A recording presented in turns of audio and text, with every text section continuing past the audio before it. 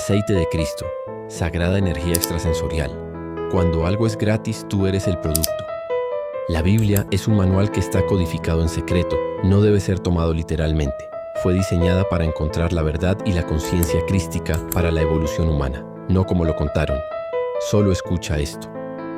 Jesús es alma o papel que experimentas en el plano físico. El Cristo es el aceite que produce tu cuerpo cada mes. La Iglesia de Jesucristo eres tú. Somos todos al practicar estos conocimientos, no crear una religión o adoración.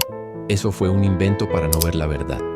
El corazón es sagrado porque allí habita tu ser infinito, el alma. Eso representa esta obra.